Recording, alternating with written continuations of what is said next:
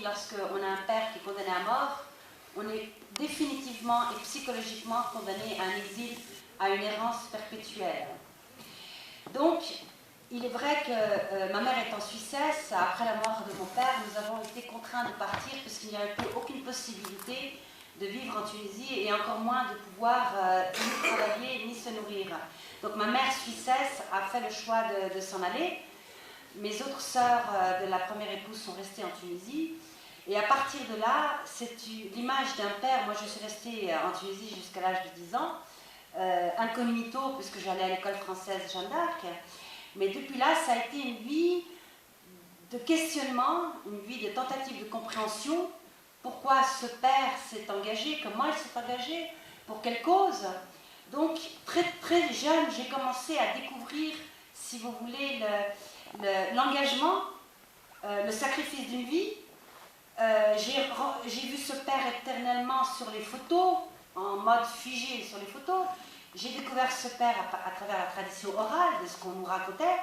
Et lorsqu'il y a 2 ans, quand pour la première fois j'ai vu une vidéo sur YouTube de mon père, si vous voulez filmer vivant, c'est une construction totale qui s'est effondrée parce que c'est la première fois que je le voyais bouger. Il a fallu attendre 50 ans pour ça. Donc, il faut imaginer que ce sont des vies, comme on a pu l'entendre à travers les témoignages, des vies de drame, des vies de souffrance. Mon père a eu un dernier fils qui est né 14 jours avant sa condamnation à mort. Je ne sais même pas si Lazar Shraiti a su qu'il a eu un dernier enfant qui était un fils qui s'appelait Karim, qui quelques années plus tard, bien des années plus tard, écrira une dernière lettre. Je m'appelle Karim Shraiti, je n'ai jamais connu mon père. Il termine sa lettre et il se suicidera. Donc, j'ai appris très jeune à se dire qu'on peut sacrifier une vie pour un engagement social. J'y ai cru à la Révolution, j'y ai beaucoup cru à cette Révolution, et j'ai très vite compris qu'il ne s'est jamais agi d'une révolution, qu'il s'est agi d'une simple révolte. Que je ne suis pas la seule à être exilée. Et c'est ce que mon père nous a certainement appris, c'est que la résistance n'est jamais une résistance personnelle. La résistance, elle n'est pas faite pour ses intérêts personnels. On apprend à voir au niveau social, global. J'ai eu l'occasion d'avoir un blog, j'ai soutenu, si vous voulez, tous les éléments qui se sont déroulés à Gafsa bien avant la Révolution. J'ai soutenu ce mouvement parce que même en étant à Genève, j'ai senti que j'appartiens à ce peuple, que c'est l'héritage de mon père qui venait des régions déshéritées.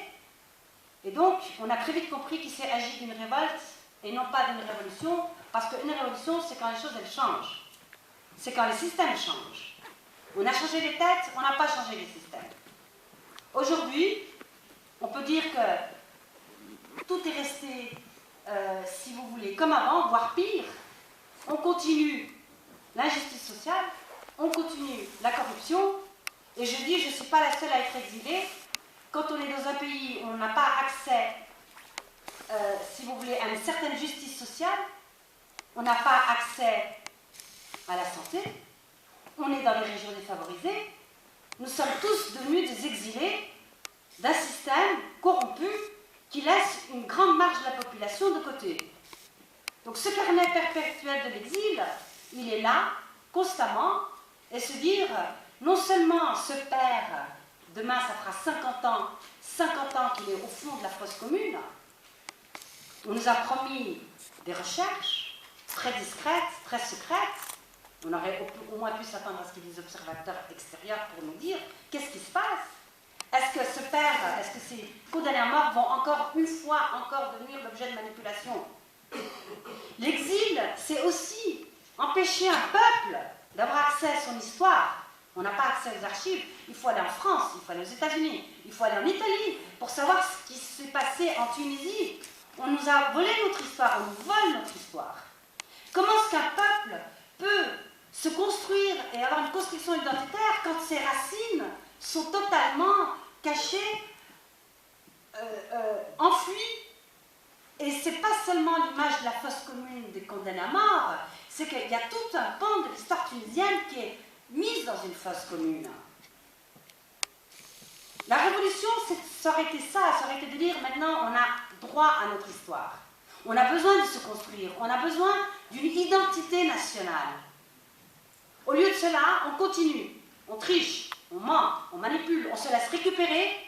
Et la Tunisie de 2013, celle de la 50e année de condamnation à mort de ces héros qui ont tenté de changer ce pays, rien n'a changé, voire c'est devenu pire.